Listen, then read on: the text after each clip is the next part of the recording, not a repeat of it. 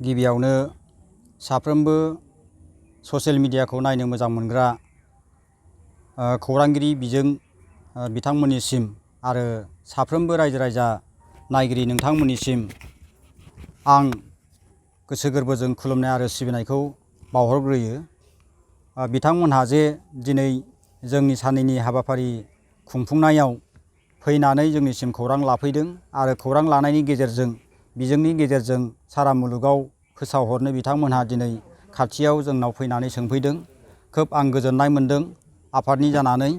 दिनै आं बेखौनो बुंगोन, चिरां जिल्लानि सिङाव थानाय सान्थिफुर आन्चलिक कमिटि गुदि बाथौ आफादनि सिङाव नायल' जाल' गंसेल' हिरिम्बाफुरि बाथौ गोथार फैलाम मुङै मिथिजानाय बाथौ आश्रम, बे जोंनि बाथौ आश्रमाव थांनाय बोसोरफोराव जेरैबायदि खुंबोदों, देग्लायबो गुथि खेब रंजालि बैसागु फालिथाय फोरबोजों लोब्बा लानानै दिनै बैसाग 1 अक्ट'खालि बांला 1430 मायथाइ 1 अक्ट'खालि दिनै जागायजेननाय हाबाफारि हिसाबै सानसुनि 11 रिंगा जानाय लोगो लोगोनो जोङो रुंसारि जालांनाय बर'नि जोहोलाव जोहोलावजोफोरखौ आजै आजौफोरखौ सिबिनाय बिबार बावनाय बे हाबाफारि दंमोन।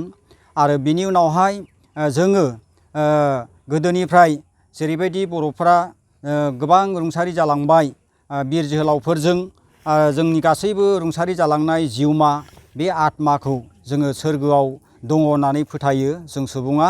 बेखायनो जोङो बाथौआरि हिसाबै बिथांमोननि जिउमाया सोरगोआव थानानै जों साफ्रोमबो बर' हारिखौ खौसेथिनि थाखाय गोहो बोलो बोर मोननो हायो, बिनि थाखाय जोङो बिबार बावनानै खुलुमनाय आरो सिबिनाय जादों। बेजों लोगोसेनो जोंहा नैथि हाबाफारि बायदियै दिनै सेथि सानाव बेलासि समाव बाथौ आर'ज दंमोन। बे बाथौ आर'जआव जोङो बे आश्रमनि सिङाव थानाय गं 50टा गामि, दिनै बे जोंनि सान्थिफुरनि खोलाजों मानास रड होननाय दङ, बिनिफ्राय लानानै दादगारिसिम जेसेबांनाखि 50टा गामि बिनि बाथौआरि हिसाबै बेवहाय जोंनाव फैयो।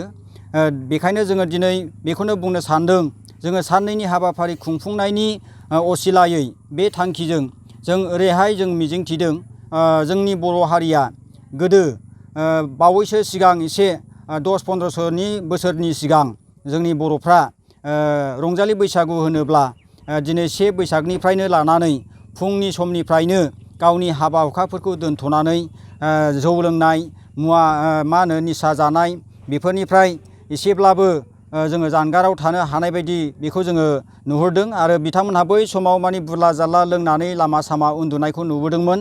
दानि मुगायाव बे सोलायस्लु मुगायाव जोङो सिन्था खालामदों, जों आफाद हिसाबै माबोरैहाय जों बर' हारिनि गेजेराव बर'नि गुदि आंगो बाथौ धोरोमखौ जोङो सिबिनाय खुलुमनायनि गेजेरजों जों बर' हारिखौ जों माबोरै खौसेथियाव लाबोनो हागोन आरो आब्रुथियाव जों खुलुमनाय सिबिनाय जों थासारियाव जोङो फैनो हागोन, बेखौनो जों लोब्बा लानानै देग्लायनि बे रंजालि बैसागु फालिनायजों लोगोसे गिबियाव जोङो इसोरखौ बाख्नायनो जोङो बे थांखिखौ लादों। आरो इसोर नङाब्ला जोङो बे मुलुगाव रावबो गैया। जों सुबुं हारिया बे बेसेन गोसा जिउखौ लानानै जोङो इसोरजों जोङो एसेब्लाबो जोङो दर्शन खालामाब्ला, जोङो मोजां आर'ज खालामाब्ला, जोङो थांनाय 365 सानफोराव जेरैबायदि जोंनि सोलेरा जोंनि देहाया गोबां रोखोमैनो खैफोद आफोदजों जुजिनो गोनां जादों, थिग बेबायदिनो थांनाय सानफोराव जेरै खस्थ' मस्थ'नि गेजेरजों फैदों नै दिनैसिमाव आरो फैगौ बोसोरफोरावबो जोंनि सोलेरा जोंनि देहाया जों बर' हारि हिसाबै जों बाथौ धोरोमारि हिसाबै सारा मुलुगाव बयजोंबो मिथिजानाय बायदि खौसेथिनि गोहोखौ जोङो दिन्थिनो थाखाय बे हाबाफारिखौ लादों। आरो लोगोसेनो जों बेखौनो मिजिंथियो, जोंनि दिनैनि बे हाबाफारि लानायनि गेजेरजों आर'जनि गेजेरजोंआनो जा बा आरो गाबोन अखानायै जोंहा मोनसे नैथि साननि हाबाफारि बायदियै मोनसे हारिमुवारि हान्जा सुनाय दङ। बे हाबाफारिनि गेजेराव जोङो सारा मुलुगाव मिथिनो मोननाय बायदियै थांनाय बोसोरफोराव जेरैबायदि खालामबोदों, जों बे गं 50टा गामिनि बाथौ सिबियारि फोरजाफोरखौ जोङो बाथौआरिफोरखौ रायजो राजाफोरखौ लैहोर लेंहरनाय जादों।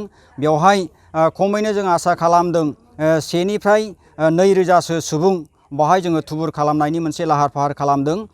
बिनि गेजेरजोंनो जोङो बाथौआरि हिसाबै जोंनि खौसेथिखौ जोङो दिन्थिनो लादों। आङो बेखिनि बाथ्राजों नोंथांमोननो फोरमायो।